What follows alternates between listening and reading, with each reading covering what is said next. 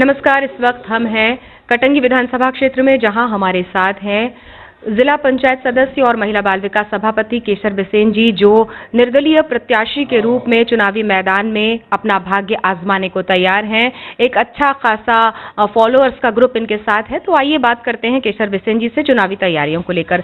Ma'am, किस तरह की तैयारियां इस वक्त आपके द्वारा की जा रही हैं? तैयारी अच्छे से की जा रही है, जैसे तैयारी विधानसभा की होनी चाहिए।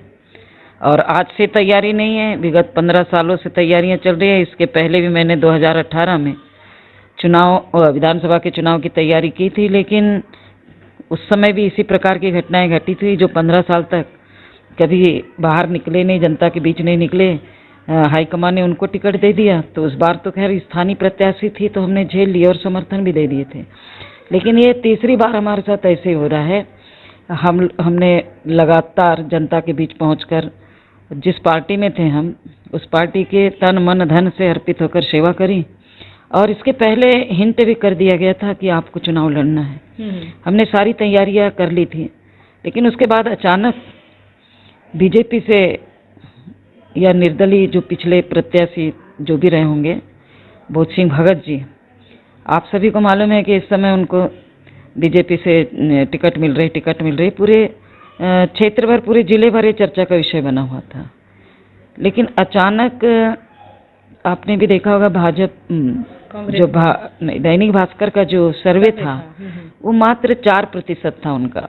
ऐसी स्थिति में या क्या स्थिति बनी, उस पार्टी ने उनको बोला कि अभी नहीं, अब इंतजार करो। उसके बाद ऐसी स्थिति में वो कांग्रेस पार्टी ज्वाइन करी, जबकि वो कांग्रेस का कभी नहीं जानते थे। अब क्या ऐसी स्थिति बनी, हाईकमान ने क्या सोच करके दिया, ये तो मुझे नहीं मालूम। लेकिन वो आज वर्तमान में जो कांग्रेस के प्रत्याशी घोषित है, और दोनों ही बड़े दलों के जो प्रत्याशी घोषित हैं, वो स्थानीय प्रत्याशी नहीं है। वो वाराणसी विधानसभा क्षेत्र से आए हुए हैं। इसलिए मैं जो अपनी तैयारी कर रही हूँ स्थानीय प्रत्याशी के रूप में, और संगठन ने और जनता की मन भावना, जनमानस भावना को देखते हुए मुझसे कहा कि आपने जब इतनी मेहनत करी है, निस्वार्थ भाव से सेवा करी है, विगत 2010 से लेकर 2010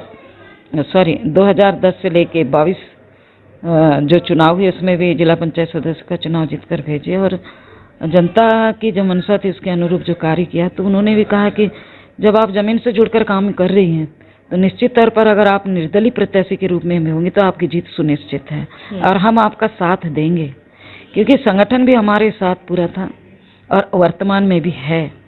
और जहां भी जाओ तो जनता का भरपूर समर्थन भी प्राप्त हो रहा है। जी, कांग्रेस के 3 मंडल अध्यक्षों ने आपका समर्थन किया, आपके नाम को आगे प्रमोट किया, और हाल ही में कांग्रेस ने उन्हें हटा दिया मंडल अध्यक्ष पद से। तो ऐसी स्थिति में केसर बिसेन बनाम कांग्रेस का एक समीकरण बनता हुआ नजर नहीं आ रहा?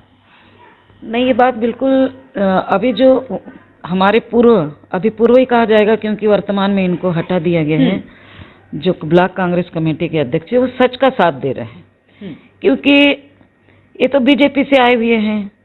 और उसके बाद जो जिस प्रकार से तैयारी की थी, तो कांग्रेस के साथ कांग्रेस के संगठन को लेकर के ही तैयारी की गई। तो निश्चित तौर पर वो जानते हैं कि जिसने मेहनत किया है, जो संगठन के साथ साथ चलकर कंधा से कंधा मिलाकर जो काम किया है, तो हम सच्चे कांग्रेसी के साथ रहेंगे, डुप्लीकेट कांग्रेस के साथ क्यों रहेंगे। आज तो कई पार्टियों के ऑफर भी आए मुझे। आप पार्टी से ऑफर आया, राष्ट्रवादी कांग्रेस से मुझे ऑफर आया, बीएसपी से ऑफर आया, आरपीआई से भी ऑफर आया कि आप हमारी पार्टी से चुनाव लड़ लीजिए। लेकिन मैंने नकार दिया, क्योंकि मैं विचारधारा के साथ जुड़ी हूँ और निर्दलीय प्रत्याशी के रूप में आने वाले समय में चुनाव लड़ने का तय किया है। मैंने ही नहीं, हमारे संगठन और जनमानस की भावनाओं को देखते मैं निर्दलीय प्रत्याशी के रूप में चुनाव लड़ने जा रही हूं। केसर जी, यदि आप चुनाव जीतती हैं निर्दलीय प्रत्याशी के तौर पर, तो क्या कांग्रेस पार्टी की सरकार बनाने में आपका समर्थन होगा? देखो, तो बात की स्थिति है, क्या स्थिति निर्मित होती है तो मैं तो ये नहीं कह सकती हूँ अभी। लेकिन निर्दलीय प्रत्याशी के रूप में जो मैं जीत कर जाऊंगी, तो जो संगठन के माध्यम से और जनता की जो मन भावना होगी, मैं उसके अनुरूप भी कार्य करूंगी, उन किससे पूछ कर करूंगी, क्योंकि उन्हीं की मेहनत रंग लाएगी।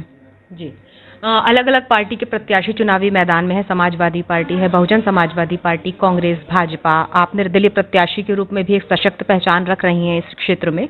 तो ऐसी स्थिति में आप मुख्य रूप से किन्हें अपनी चुनौती मानती हैं?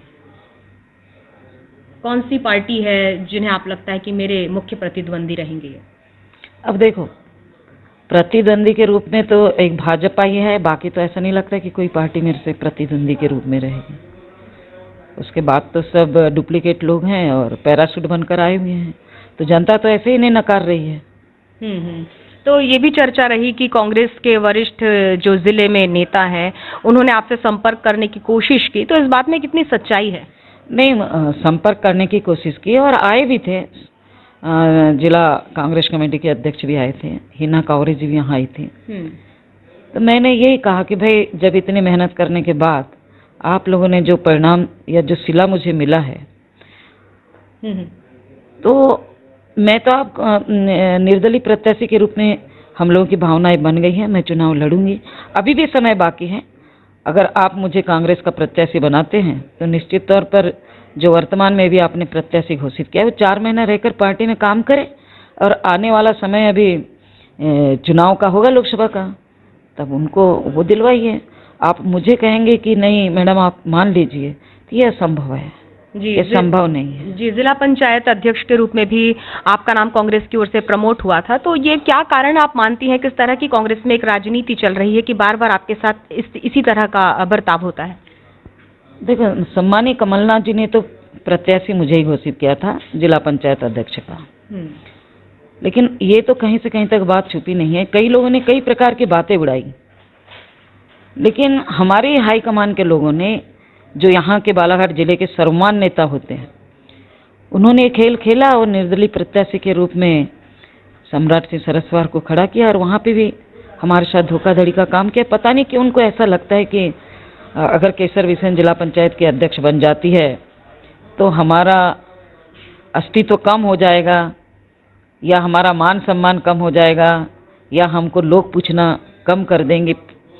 कुछ ना कुछ तो उनके मन में ऐसा चलता होगा, जो इस प्रकार की बार बार स्थितियां निर्मित करते हैं और काटने का काम करते हैं। अभी टिकट भी, अब क्या कहे आप।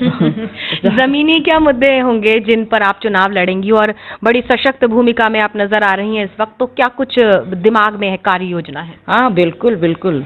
इसके पहले आपने मुझे मेरा इंटरव्यू लिया था, तब भी मैंने यही बात कही थी कि सबसे पहले तो हमारे यहाँ क्या है, जो बेरोजगारों की संख्या बढ़ते जा रही है, तो रोजगार चाहिए। तो हमारे यहाँ क्या है, खनिज भरपूर मात्रा में है, बांस भरपूर मात्रा में, उससे संबंधित हम उद्योगों की स्थापना करेंगे, एथेनॉल प्लांट जैसे उद्योग की स्थापना करेंगे ताकि हमारे बेरोजगारों को रोजगार मिल सके। और दूसरी बात, जो हमारे विधानसभा क्षेत्र के किसान हैं जो सबसे ज़्यादा परेशान हैं, राजी सागर बांध का पानी उन्हें नहीं मिल पाता है। ऐसी स्थिति में उन्होंने अनेकों आंदोलन भी किए, लेकिन उनकी किसी भी प्रकार से सुनवाई नहीं की गई, सिर्फ मात्र आश्वस्त किया गया। मैं उनकी लड़ाई भी लड़ूंगी, किसानों की। जी, कांग्रेस जिस प्रकार टिकट वितरण कर रही है, ऐसे में आपको नहीं लगता कि जिस तरह कांग्रेस के पक्ष में माहौल था वो भी कहीं ना कहीं बदलता हुआ दिख रहा है? देखो, अगर इस प्रकार की स्थितियां निर्मित करेगी, जो जमीन से जुड़कर काम करेगा, तो कुछ भी हो सकता है, कहा नहीं जा सकता। क्योंकि सुनने में आ रहा है कि 5-6 जगह ऐसी स्थिति निर्मित हुई कि लोगों ने बहुत मेहनत करी और उसके बाद जो पैराशूट बनकर भाजपा से कुछ आए लोगों ने कांग्रेस ज्वाइन किया और उनको प्रत्याशी घोषित कर दिया। तो परिस्थितियां तो कुछ भी निर्मित हो सकती है, अभी कुछ भी नहीं कहा जा सकता। हमारे साथ ही कटंगी विधानसभा क्षेत्र की निर्दलीय उम्मीदवार केशर बिसेन जी, जो पूरा मन बना चुकी हैं इस विधानसभा चुनाव में अपनी प्रतिद्वंदिता सिद्ध कर विजयश्री हासिल करने का। आने वाले समय में क्या होगा ये जानने के लिए देखते रहिए थर्ड आई न्यूज की विशेष पेशकश। अब दीजिए इजाजत, नमस्कार।